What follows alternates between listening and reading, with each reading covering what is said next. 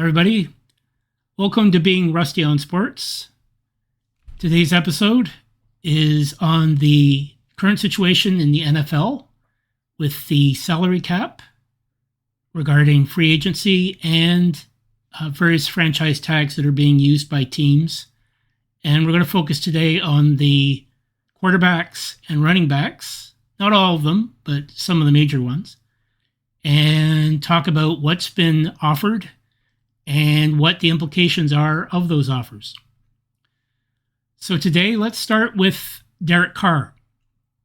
As you may have been aware, Derek Carr was released by the Raiders as a cap casualty, basically, as the Raiders wanted to move on.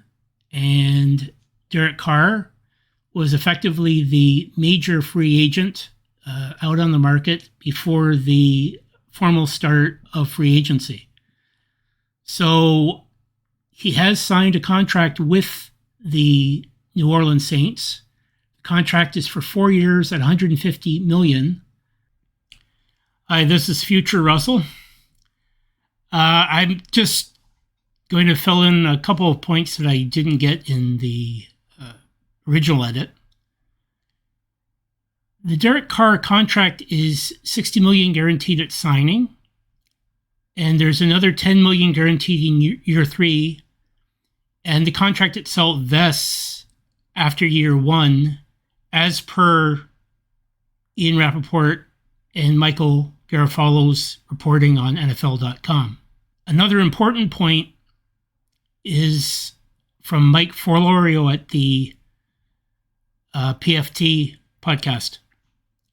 The Saints can effectively walk away from the Carr deal after 2 years, and the contract itself is effectively a 3-year, $100 million deal outside of incentives. So this gives Derek the opportunity to reestablish himself as a starter on a new team, and it gives the New Orleans Saints an advantage in the NFC South, having right now arguably the best quarterback in the division. The Falcons have Desmond Ridder just going into his second year. You also have the Buccaneers with Kyle Trask, the draft pick that they had a couple years ago, taking over for the recently retired Tom Brady. And the Carolina situation, we don't know who the quarterback will be yet, but it is likely that you're going to see a veteran, at least for this year, being the starter under Frank Reich, the new coach in Carolina. So, Future Rusty will now go back in time, and we'll pick up with Geno Smith. Geno signed a 3-year contract at $105 million with the Seahawks. $75 million of that is base salary, with $40 million guaranteed, and it is $105 million total in max value with incentives. Now, this is a great contract for Geno. He made his first Pro Bowl this year, and quite frankly, he was amazing in the Jim Plunkett style, which I always admired as a Raider fan. Someone that was rejected by so many people, but yet he has shown his worthiness as a starter. And so he deserves a raise. And this is exactly what the Seahawks have given him. Now, the Seahawks have this opportunity in this year's draft with the 5th draft pick overall to draft a rookie quarterback. So this is a win-win for Seattle. Even if they move on from Geno after this year and play the rookie that they may indeed sign to a rookie deal after the draft, they still really do have a tremendous amount of cap flexibility when you compare it to other teams. So I think this is a really good opportunity for the Seahawks moving forward. So we'll see how that goes for Geno. Next up is Daniel Jones, who has signed a 4-year contract at $160 million with the New York Giants, with an additional $35 million in incentives, with $85 million over the first 2 years, and a first-year cap hit of $19 million, according to Ian Rappaport.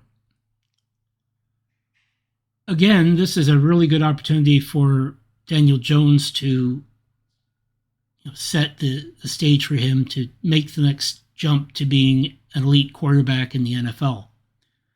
I'm skeptical whether he can get there, but after last year's performance in which the Giants actually made the playoffs and he was able to win against the Minnesota Vikings in the divisional round, I think he's got a tremendous opportunity to establish himself going forward. And this deal, coupled with the Saquon Barkley franchise tag that I'll talk about in a little bit, that gives some control for the Giants going forward for at least the next couple of years. In the case of Daniel Jones, we'll see exactly what the final year of the contract looks like in terms of what flexibility the Giants have in possibly releasing Jones if it doesn't work out. But this is a good start. And I think that for the Giants, compared to where they were a couple of years ago with Daniel Jones, it's quite the progression, because there was a tremendous amount of skepticism. And I know there is today, even after Daniel Jones was able to get this deal done. I think that there is an opportunity for the Giants moving forward to really solidifying their status as a contender in the NFC East. So let's look at the two types of cap tags that are used by teams, two franchise tags that are available at the disposal of teams in this current situation. The exclusive tag gives the tagging team the exclusive negotiating rights for the player, and the amount of the tag is composed of the average of the 5 top contracts at each position that's being considered.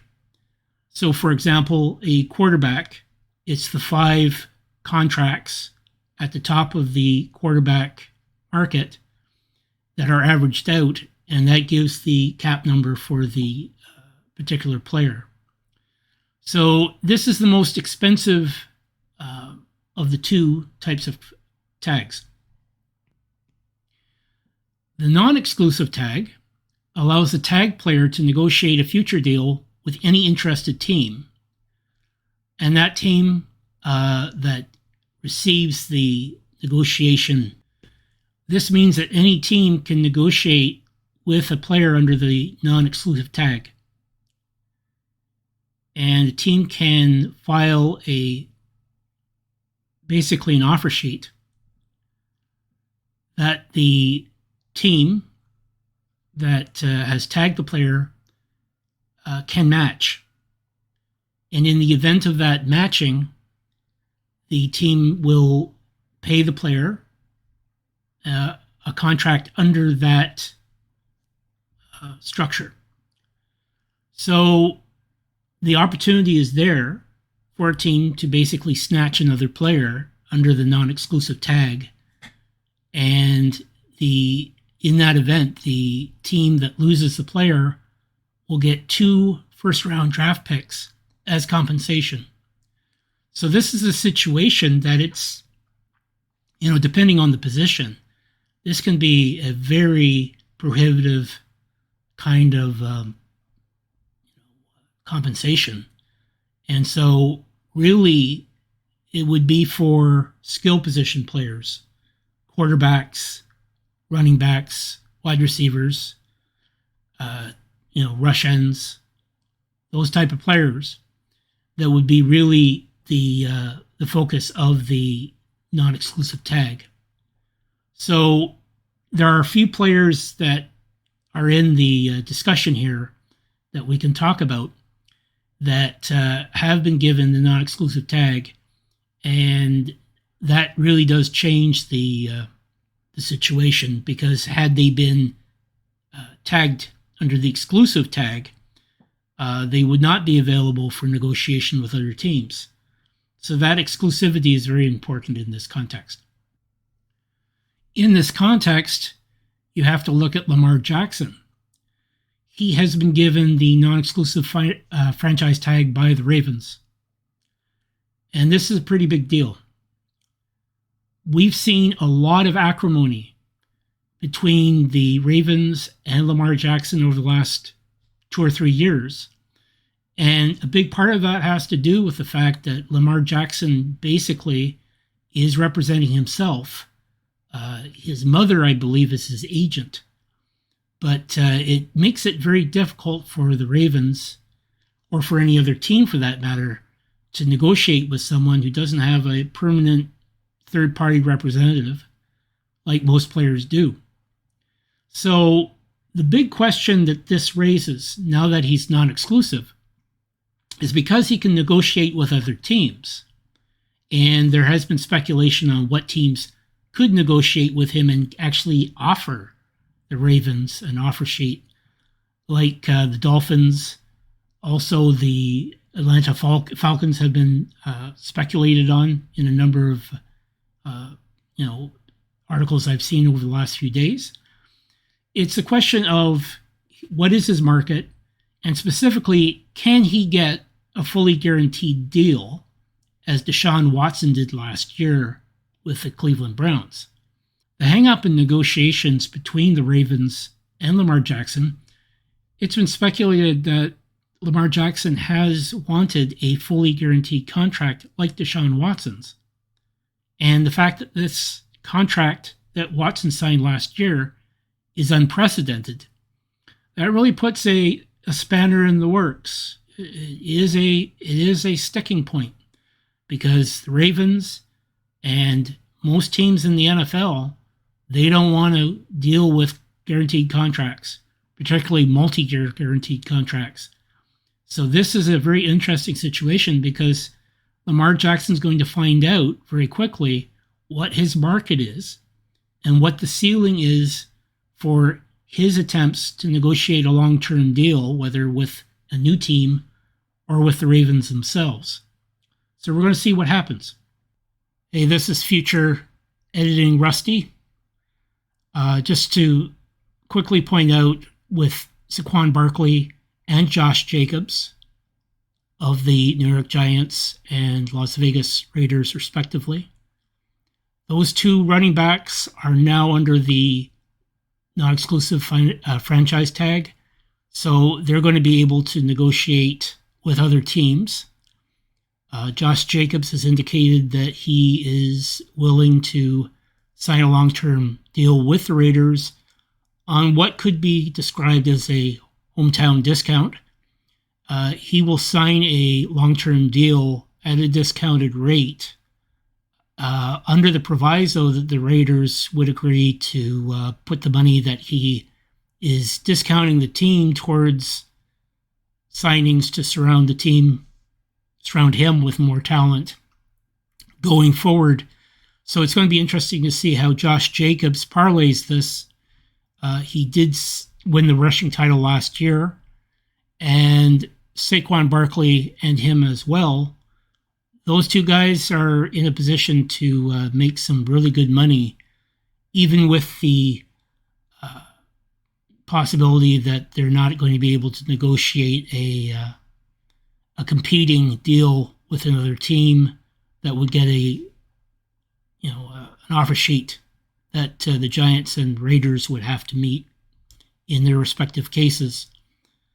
So regardless, those two guys, they're in a position to make some bigger money this year, and hopefully they can both get a deal done going forward. Over the last week, we've seen the situation with Aaron Rodgers develop, where he has been given the ability to negotiate, at least on an informal basis, with the New York Jets about the possibility of a trade and what the Jets would commit to him in terms of the players that he would like to see the Jets sign as, his old buddies on the Green Bay Packers may be in play in some cases to join him in a reunion of sorts in New York. So it's going to be interesting to see how this develops. Obviously, the AFC East is a highly contested division. You have Josh Allen, of course, leading the Buffalo Bills. You have a Miami Dolphins team that, despite Tua's problems staying healthy in Miami, is an up-and-coming contender. And so, with New England always being in the mix, it's going to be a very competitive division. So this is a scenario where Rodgers knows that if he goes to New York, he's going to have to hit the ground running. And for me, it would be fascinating to see the Jets get Aaron Rodgers. Obviously, Rodgers is a Hall of Fame talent, but there's a lot of controversy around him, particularly with his off the field commentary on various social issues and just his general attitude, I would say. But there's no doubt that Aaron Rodgers is a Hall of Fame quarterback of the future, of course. And it's going to be interesting to see how that develops. I'm looking forward to see how all these different stories, particularly the one with Lamar Jackson, how that fleshes out. Any of these players that are on tags, they have until July 15th to sign a long-term deal. And if not, the tag goes into effect once they sign it. So we'll see after July 15th how many of these players are actually on their tags and how that develops. So I'm going to keep following it. I can follow it only as a fan can, but I do believe that we're going to see a lot more movement, not just in terms of offensive players, as we've discussed today, but also in terms of the defensive players and how teams are going to put themselves together in the next little while with the NFL draft coming up. Usually free agency is where you can get an established core of players to supplement what you already have. And then you get to see really what the signs are for the upcoming draft, what the needs are for each team, and how teams are going to meet those commitments going forward. So we'll keep covering that on this podcast, as well as the Michael and Rusty Show podcasts I do with my nephew, Michael Willoughby. And so we'll keep on that. And thank you for your time. If you liked what you saw, you can always like and subscribe. And we'll keep in contact with you as we develop new features on the podcast. Until next time, talk to you later. Take care.